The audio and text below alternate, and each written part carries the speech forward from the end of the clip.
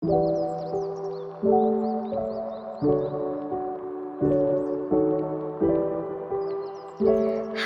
selamat datang. Saya Putri Aprilia. Di sini kita akan belajar materi tentang pemanasan global. Sebelumnya ada yang tahu nggak sih apa itu pemanasan global dan apa ya penyebab terjadinya pemanasan global itu sendiri? Yuk kita bahas. Pemanasan global atau global warming adalah suatu bentuk ketidakseimbangan ekosistem di bumi akibat terjadinya proses peningkatan suhu rata-rata atmosfer, laut, dan daratan di bumi.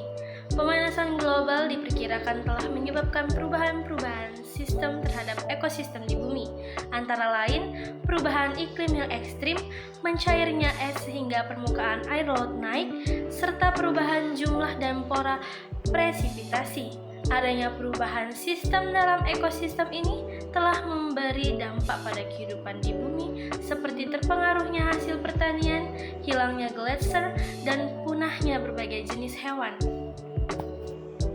Selanjutnya, penyebab terjadinya pemanasan global yang pertama, polusi karbon dioksida, yang kedua, penebangan dan pembakaran hutan, yang ketiga, efek rumah kaca, yang keempat, efek umpan balik, dan yang kelima adalah variasi matahari. Pertama, polusi karbon dioksida. Karbon dioksida ini berasal dari berbagai proses aktivitas manusia, mulai dari pembakaran pada mesin kendaraan, mesin pabrik dan industri, pembangkit listrik berbahan bakar fosil, dan lain-lain. Polusi karbon dioksida ini merupakan penyumbang terbesar penyebab global warming yang terjadi saat ini. Hal ini semakin buruk karena semakin tingginya penggunaan kendaraan bermotor di berbagai dunia. Kedua, penebangan dan pembakaran hutan. Aktivitas penebangan dan pembakaran hutan secara liar dan tak terkendali juga menjadi penyebab terbesar terjadinya global warming. Seperti yang kita ketahui, pohon-pohon di hutan dibutuhkan untuk menyumbang oksigen bagi makhluk hidup di bumi.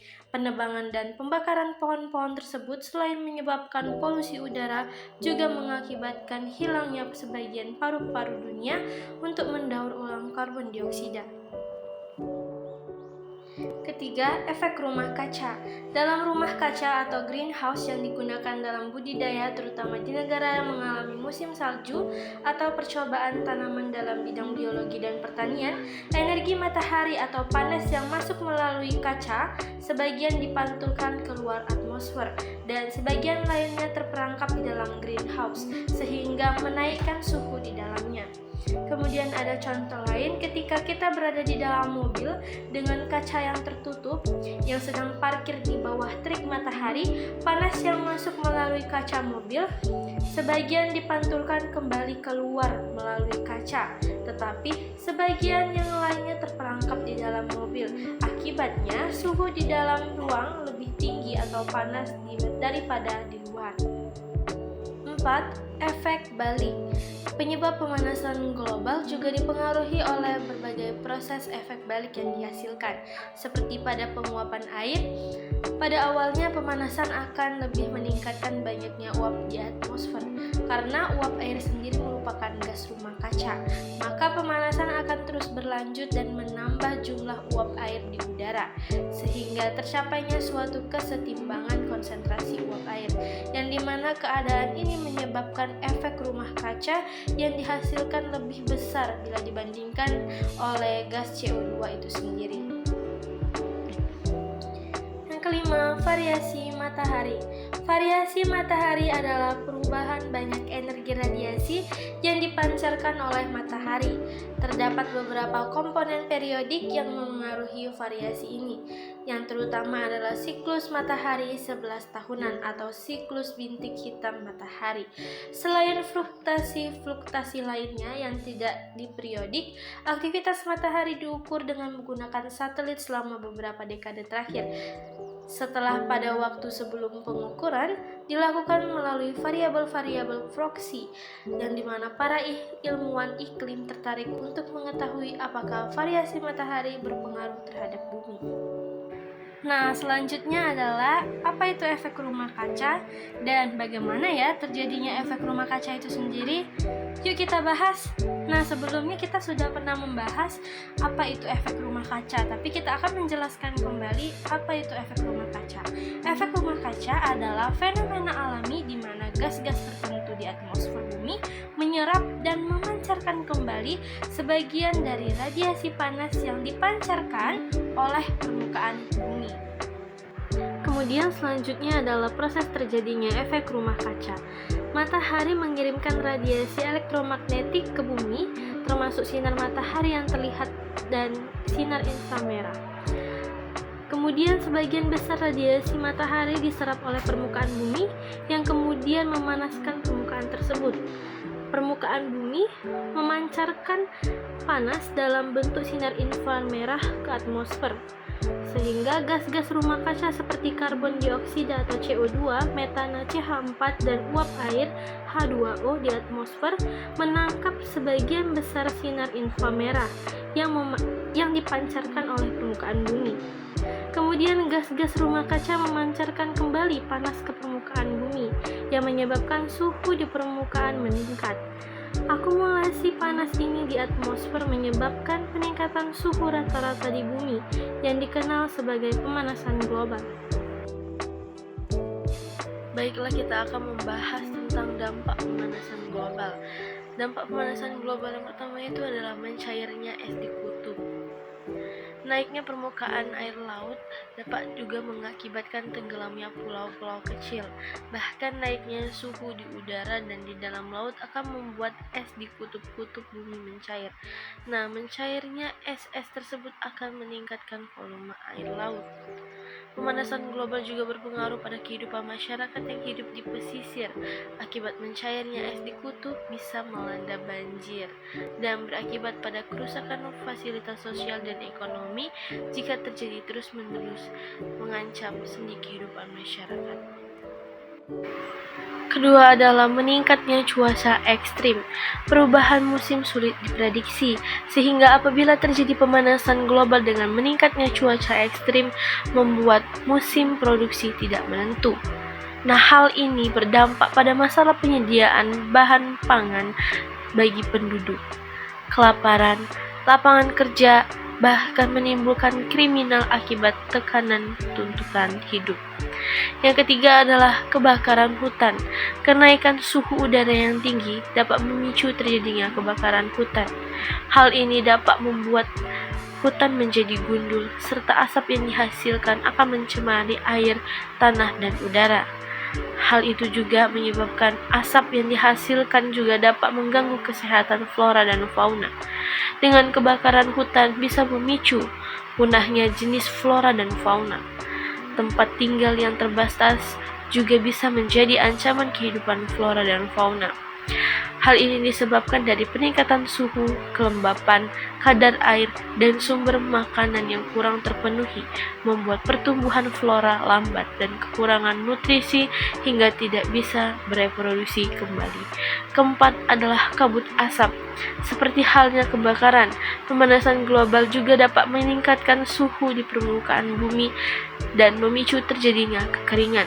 Kekeringan tersebut menimbulkan terjadinya kebakaran hutan. Hal tersebut akan menimbulkan kabut asap yang sangat berbahaya bagi kesehatan hingga kematian. Asap yang dihasilkan dari kebakaran hutan juga bisa menyebar ke berbagai negara dan tidak mudah hilang. Yang kelima adalah wabah penyakit. Kenaikan suhu akibat pemanasan global juga berdampak pada sistem imun makhluk hidup. Sistem imun menurun, bisa mudah terserang penyakit. Nah, penyakit-penyakit ini akan menjadi wabah yang mengkhawatirkan. Berubahnya habitat memungkinkan terjadinya perubahan terhadap resistensi. Pemanasan global juga membuat kehidupan larva dan masa pertumbuhan organisme penyebab penyakit tropis semakin banyak. Yang keenam adalah rusaknya terumbu karang.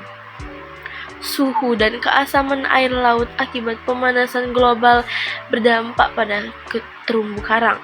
Terumbu karang mengalami pemutihan dan lama-kelamaan akan rusak bahkan hilang. Rusaknya terumbu karang dapat membuat ekosistem laut tidak seimbang.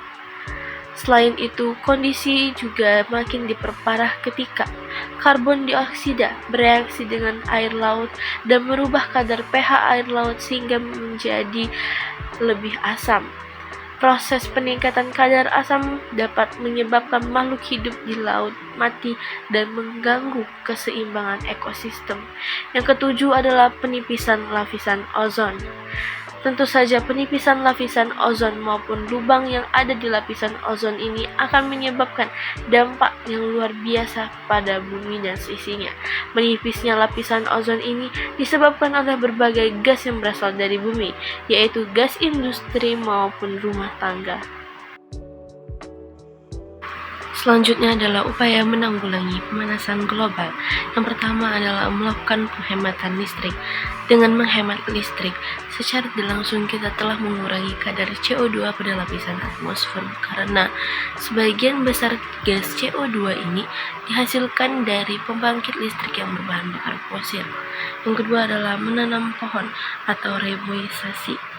Menanam pohon atau reboisasi merupakan langkah untuk menyeimbangkan kadar gas CO2 di lapisan atmosfer karena pohon akan menyerap gas CO2 untuk melakukan proses fotosintesis dan akan melepaskan oksigen ke udara, dan hal ini akan membuat udara pada lapisan atmosfer lebih sejuk dan teratasi. Yang ketiga adalah tidak menebang pohon di hutan sembarangan. Seperti yang disebutkan sebelumnya, pohon merupakan tumbuhan yang menyerap gas CO2.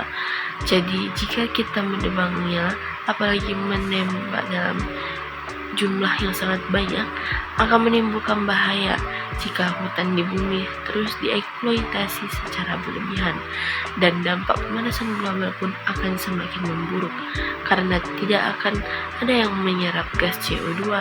Dengan mengurangi dampak penebangan hutan secara liar, juga kita turut membantu cara menjaga kelestarian hutan yang saat ini banyak mengalami dampak kerusakan hutan. Yang keempat itu adalah menggunakan energi alternatif. Kita dapat menggunakan energi alternatif guna meminimalisir hal-hal yang dapat menjadi penyebab pemanasan global. Misalnya mengganti pemakaian pembangkit listrik yang berbahan bakar fosil dengan energi yang dikeluarkan oleh sinar matahari, panas bumi, angin, atau air. Demikianlah penjelasan saya kali ini terkait materi pemanasan global.